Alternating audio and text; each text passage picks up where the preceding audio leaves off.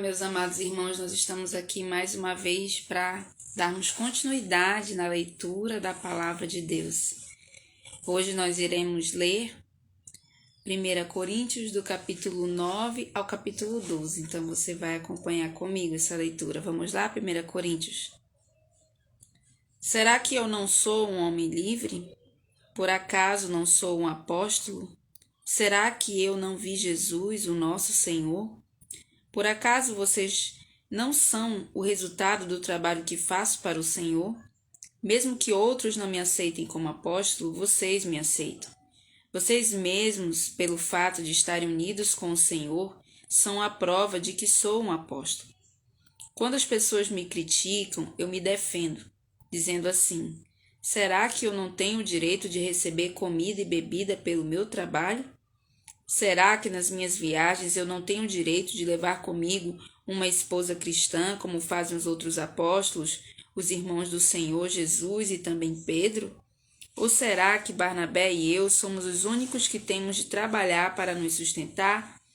Quem já ouviu falar de algum soldado que pagou as suas próprias despesas no exército? Ou qual é o fazendeiro que não come das uvas da sua própria plantação? Ou qual é o pastor que não toma do leite do seu gado?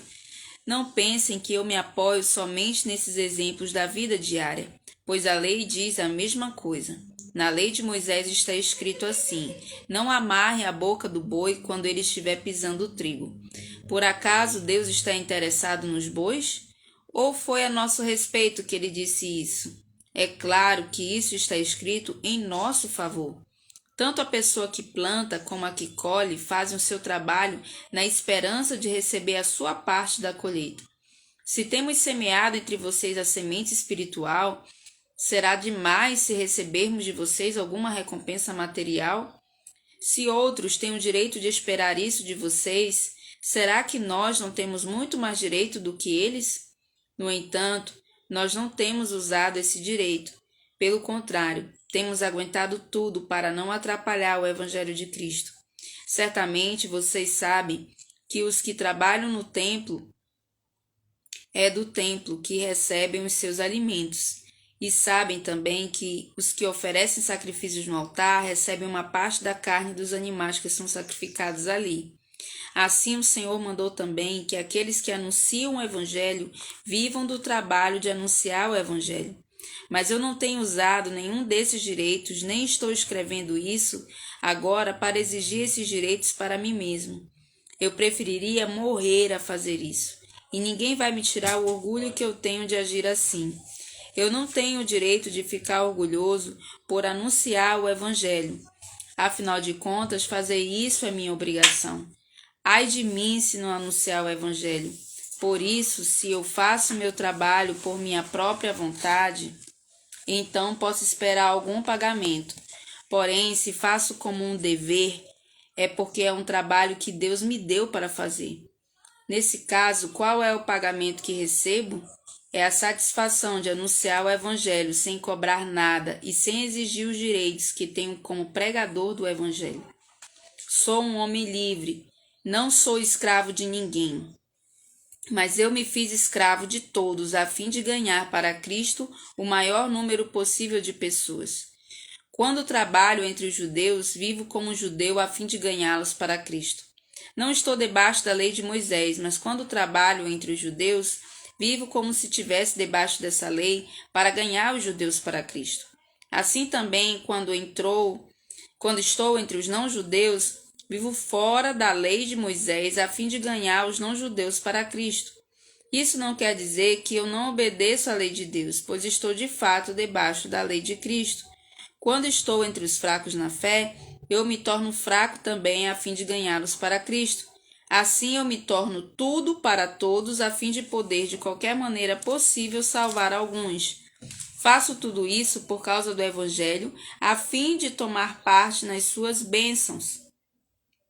Vocês sabem que numa corrida, embora todos os corredores tomem parte, somente um ganha o prêmio. Portanto, corram de tal maneira que ganhem o prêmio. Todo atleta que está treinando aguenta exercícios duros porque quer receber uma coroa de folhas de louro, uma coroa que, aliás, não dura muito, mas nós queremos receber uma coroa que dura para sempre. Por isso, corro direto para a linha final.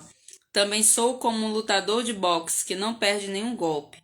Eu trato meu corpo duramente e o obrigo a ser completamente controlado para que depois de ter chamado outros para entrarem na luta, eu mesmo não venha a ser eliminado dela. 1 Coríntios, capítulo 10. Irmãos, eu quero que vocês lembrem do que aconteceu com os nossos antepassados que seguiram Moisés. Todos foram protegidos pela nuvem e passaram pelo Mar Vermelho. Como seguidores de Moisés, eles foram batizados na nuvem e no mar. Todos comeram da mesma comida espiritual e beberam da mesma bebida espiritual, pois bebiam daquela rocha espiritual que ia com eles, e a rocha era Cristo. Mas Deus não ficou contente com a maioria deles, e por isso eles morreram, e os seus corpos ficaram espalhados no deserto. Tudo isso aconteceu a fim de nos servir de exemplo para nós não querermos coisas mais como eles quiseram, nem adorarmos ídolos como alguns deles adoraram. Como diz as Escrituras Sagradas, o povo sentou-se para comer e beber, e se levantou para se divertir. Não devemos cometer imoralidade sexual como alguns deles fizeram.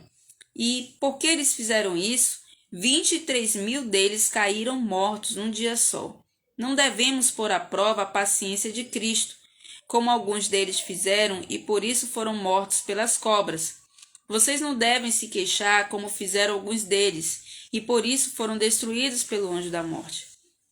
Tudo isso aconteceu com os nossos antepassados a fim de servir de exemplo para os outros, e aquelas coisas foram escritas a fim de servirem de aviso para nós, pois estamos vivendo no fim dos tempos. Portanto, aquele que pensa que está de pé, é melhor ter cuidado para não cair. As tentações que vocês têm de enfrentar são as mesmas que os outros enfrentam, mas Deus cumpre a sua promessa e não deixará que vocês sofram tentações que vocês não têm forças para suportar. Quando uma tentação vier, Deus dará força a vocês para suportá-la e assim vocês poderão sair dela. Por isso, meus queridos amigos, fujam da adoração de ídolos. Eu falo com vocês como com pessoas que têm capacidade para entender o que estou afirmando. Julguem vocês mesmos o que eu estou dizendo. Pensem no cálice pelo qual damos graças a Deus na ceia do Senhor. Será que, quando bebemos desse cálice, não estamos tomando parte do sangue de Cristo? E quando partimos e comemos o pão, não estamos tomando parte no corpo de Cristo? Mesmo sendo muitos, todos comemos do mesmo pão, que é um só. E por isso somos um só corpo. Pensem no povo de Israel. Aqueles que comem as coisas oferecidas em sacrifícios tomam parte juntos no sacrifício que é oferecido a Deus no altar. O que é que eu quero dizer com isso? Que o ídolo ou alimento que é oferecido a ele tem algum valor? É claro que não. O que estou dizendo é que aquilo que é sacrificado nos altares pagãos é oferecido aos demônios e não a Deus. E eu não quero que vocês tomem parte nas coisas dos demônios. Vocês não podem beber do cálice do Senhor e também do cálice dos demônios. Vocês não podem comer na mesa do Senhor e também na mesa dos demônios. Ou será que queremos provocar o Senhor fazendo com que ele fique com ciúmes? Por acaso vocês pensam que somos mais fortes do que ele? Alguns dizem assim: podemos fazer tudo o que queremos. Sim, mas nem tudo é bom. Podemos fazer tudo o que queremos, mas nem tudo é útil.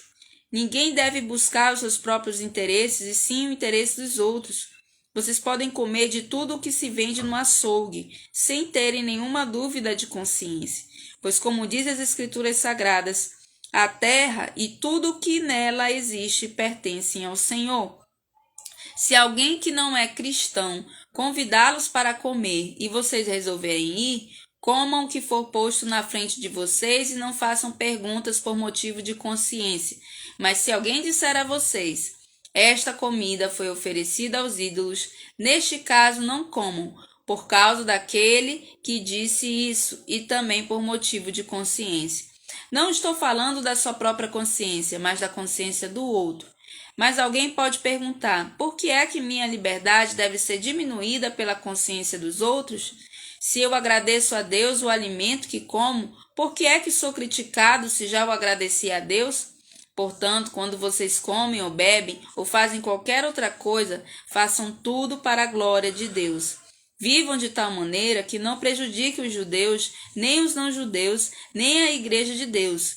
Façam como eu. Procuro agradar a todos em tudo o que faço, não pensando no meu próprio bem, mas no bem de todos, a fim de que eles possam ser salvos. 1 Coríntios 11. Sigam o meu exemplo como eu sigo o exemplo de Cristo.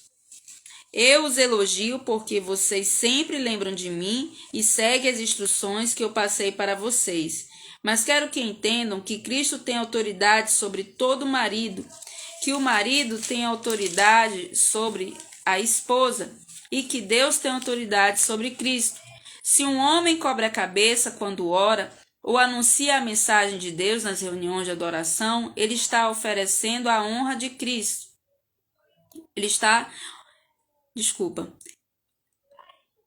Se um homem cobre a cabeça quando ora ou anuncia a mensagem de Deus nas reuniões de adoração, ele está ofendendo a honra de Cristo. E se uma mulher não cobre a cabeça quando ora ou anuncia a mensagem de Deus nas reuniões de adoração, ela está ofendendo a honra do seu marido. Neste caso, não há nenhuma diferença entre ela e a mulher que tem a cabeça rapada. Se a mulher não cobre a cabeça, então é melhor que ela corte o cabelo de uma vez.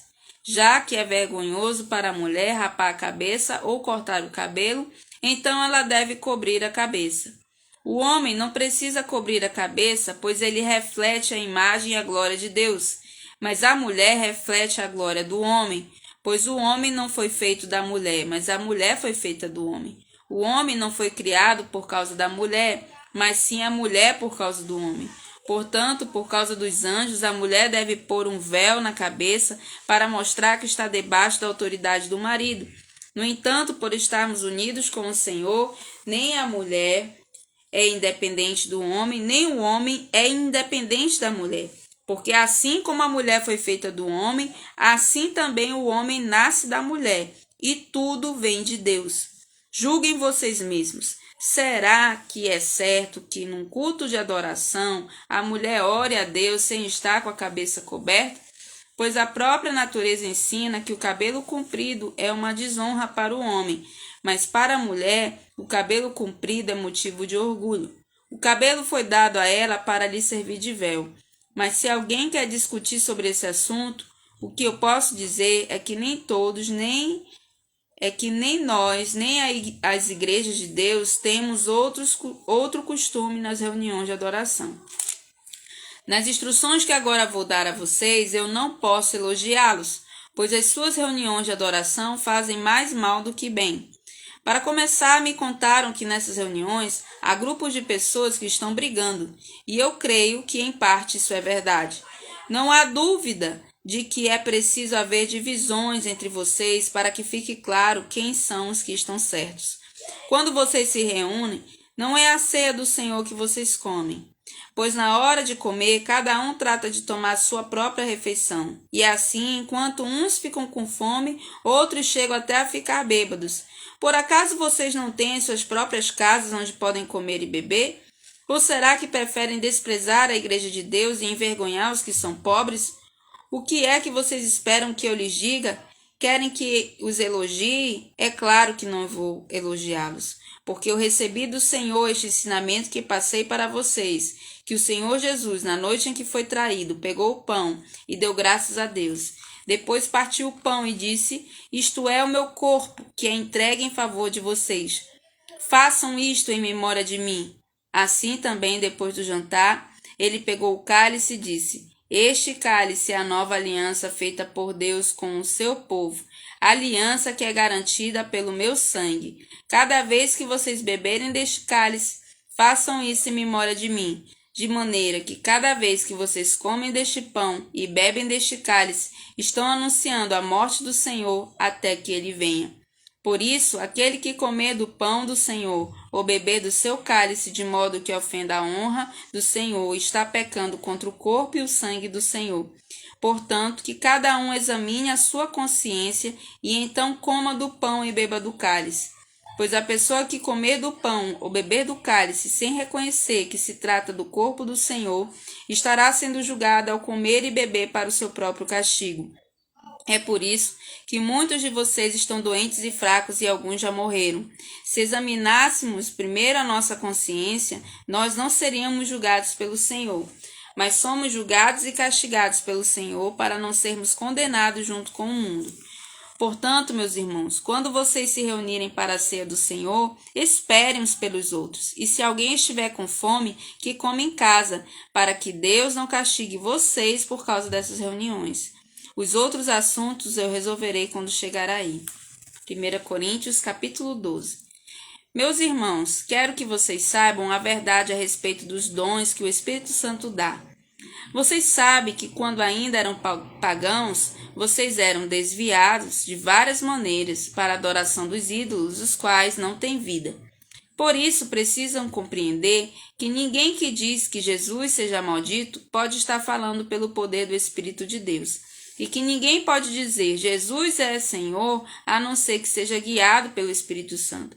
Existem tipos diferentes de dons espirituais, mas é um só e o mesmo Espírito que dá esses dons. Existem maneiras diferentes de servir, mas o Senhor que servimos é o mesmo. Há diferentes habilidades para realizar o trabalho, mas é o mesmo Deus quem dá a cada um a habilidade para fazê-lo. Para o bem de todos, Deus dá a cada um alguma prova da presença do Espírito Santo. Para uma pessoa, o Espírito dá a mensagem de sabedoria, e para outro, o mesmo Espírito dá a mensagem de conhecimento. Para uma pessoa, o mesmo Espírito dá a fé, e para outra dá o poder de curar. Uma pessoa recebe do Espírito o poder para fazer milagres, e outra recebe o dom de anunciar a mensagem de Deus. Ainda a outra pessoa recebe a capacidade para saber a diferença entre os dons que vêm do Espírito e os que não vêm dele. Para uma pessoa, o Espírito dá a capacidade de falar em línguas estranhas, e para outro, ele dá a capacidade de interpretar o que essas línguas querem dizer.